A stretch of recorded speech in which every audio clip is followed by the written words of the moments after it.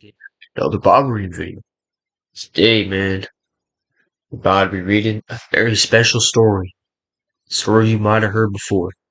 And it's First Samuel chapter 17. It is the story of David and Goliath.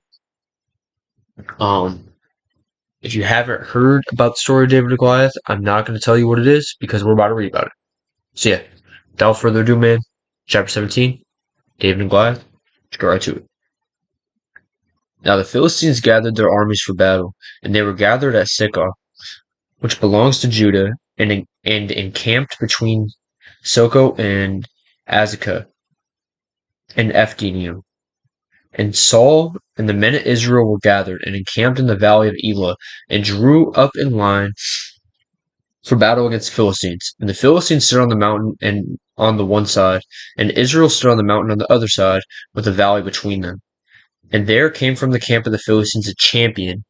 So a champion, when they say that, it's like probably somebody who's like very high up in military ranking, I'm assuming, or like a very prestigious militaristic figure that, or maybe like a champion of like some sort of like Coliseum tournament or something that they had going on. But just know that this guy is like just top tier soldier, right? Um, Named Goliath of Gath, whose height was 6 cubits in a span. So hold on, I gotta see how much that is. Tall was Goliath. 9 feet 9. So this was a 10 foot tall behemoth of a man. Okay? He was a freak of nature, essentially, bro. Um, he had a helmet of bronze on his head, and he was armed with a coat of mail, and the weight of the coat was 5,000 shekels of bronze. And he had bronze armor on his legs, and a javelin of bronze slung between his shoulders. The shaft of his spear was like a weaver's beam, and his spear head weighed 600 shekels of iron. And his shield bearer went before him. He stood and shouted to the ranks of Israel, "Why have you come out to draw up for battle? Am I not a Philistine, and are you not servants of Saul? Choose a man for yourselves, and let him come down to me. If he is able to fight with me and kill me, then we will be your servants. But if I prevail against him and kill him, then you shall be our servants and serve us." And the Philistine says, "I defy the ranks of Israel this day. Give me a man that we may fight together." So he's like 1v1, winner takes all. Crazy. When Saul and all Israel heard these words of the Philistine, they were dismayed and greatly afraid. Now David was a son of an Ephraite of Bethlehem in Judah named Jesse, who had 8 sons. In the days of Saul, the man was already old and advanced in years. 3 eldest sons of Jesse had followed Saul to the battle. And the names of the 3 sons who went to the battle were Eliab, the firstborn, and next to him Abinadab, and the third Shammah. David was the youngest. The 3 eldest followed Saul, but David went back and forth from Saul to feed his father's sheep at Bethlehem. For 40 days the Philistine came forward and took his stand, morning and evening. And Jesse said to David his son, "Take for your brothers an ephah of this parched grain, and those 10 loaves, and carry them quickly to the camp to your brothers. Also take these 10 cheeses to the commander of their 1,000. See if your brothers are well, and bring some token from them." Now Saul and all the men of Israel were in the valley of Elah, fighting with the Philistines. And David rose early in the morning and left the sheep with a keeper, and took the provisions and went, as Jesse commanded him. And he came to the encampment as the host was going out to the battle line, shouting the war cry. And Israel and the Philistines drew up for battle, army against army. And David left the things in charge of the keeper of the baggage, and ran to the ranks, and went and greeted his brothers. As he talked with them, behold, the champion, the Philistine of Gath, Goliath by name, came out of the ranks of the Philistines, and spoke the same words as before. And David heard him. All the men of Israel, when they saw the man, fled from him, and were much afraid. And the men of Israel said, "Have you ever seen this man who has come up? Surely he has come to defy Israel. And the king will enrich the man who kills him with the great riches, and will give his daughter and make his father's house free in Israel." And David said to the men who stood by him, "What shall be done for the man who kills the Philistine and takes away the reproach from Israel? For who is this uncircumcised Philistine that he should defy the armies of the living God?" So this is David's faith, bro. David is bro. He's the youngest son, bro. He takes care of the sheep. Like he's not very big in stature, right? And he is like, do you think God's gonna let him this guy defile our people? No way, bro. It's just not gonna happen, right? Okay. And the people answered him in the same way. So shall it be done to the man who kills him. Now Elab his eldest brother heard him when he spoke to the men, and Elab's anger was kindled against David, and he said, why have you come down? And with whom have you left those few sheep in the wilderness? I know now your presumption and the evil to your heart, for you have come down to see the battle. And David said, what have I done now? Was it not but a word? And he turned away from him toward another, and spoke in the same way. And the people answered him again as before. When the words that David spoke were heard, they repeated them before Saul, and he sent for him. And David said to Saul, let no man's heart fail because of him. Your servant will go and fight with this Philistine. And Saul said to David, you are not able to go against the Philistine to fight with him, for you are but a youth, and he has been a man of war from his youth. So, on faith, bro, David knows he's locked in. He knows God's not going to let him lose, bro. You're, but David said to Saul, your servant used to keep sheep for his father. And when there came a lion or a bear, I took a lamb from the flock. I went after him and struck him and delivered it out of its mouth. And if he rose against me, I caught him by his beard and struck him and killed him. Your servant has struck down both lions and bears, and this uncircumcised Philistine shall be like one of them, for he has defiled the armies of the living God. And David said, the Lord who delivered me from the paw of the lion and the paw of the bear will deliver me from the hand of this Philistine. Wow. I didn't know that part of the story actually, that he was like it was like fought a bear, fought a lion. And Saul said to David, go and the Lord be with you.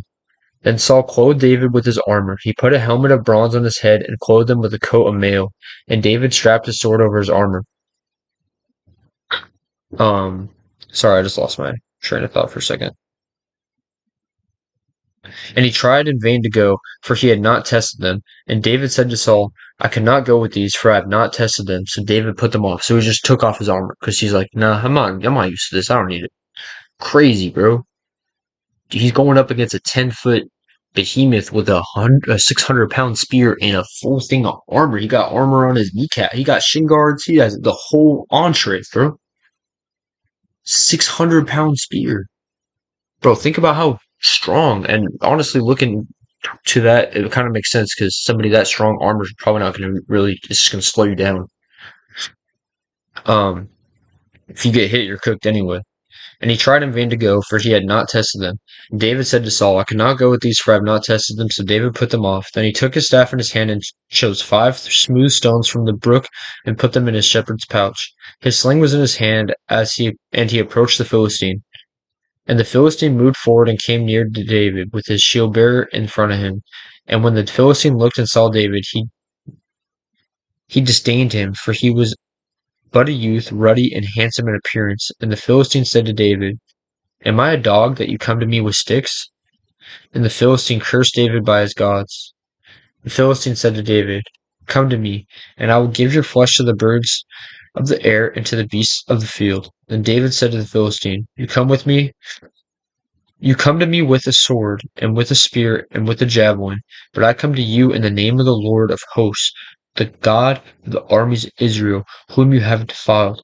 This day the Lord will deliver you into my hand, and I will strike you down and cut off your head, and I will give the dead bodies of the hosts of the Philistines this day to the birds of the air and to the wild beasts of the earth, that the earth may know that there is a God in Israel,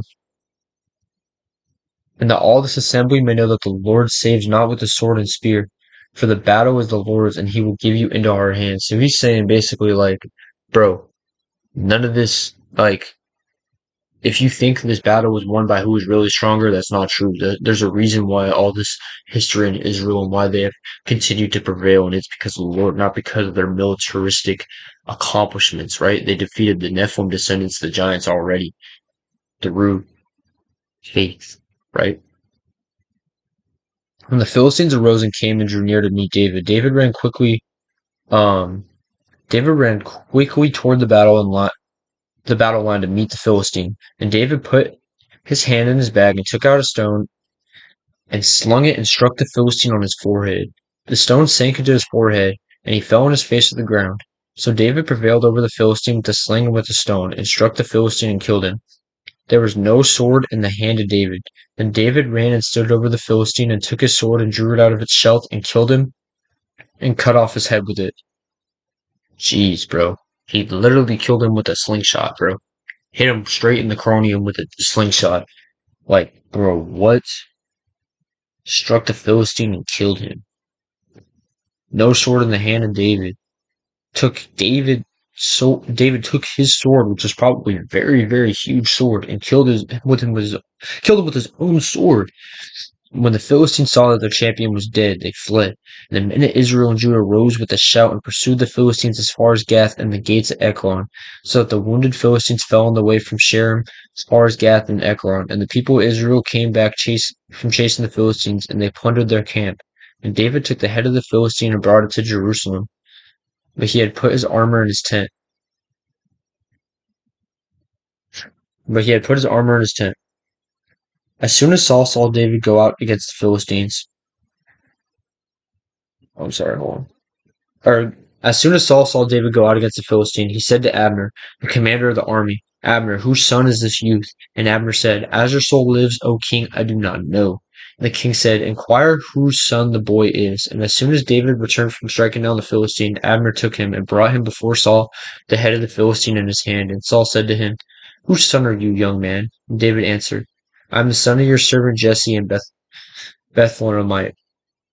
Okay, that is the end of this chapter. Crazy, bro. Crazy stuff, right?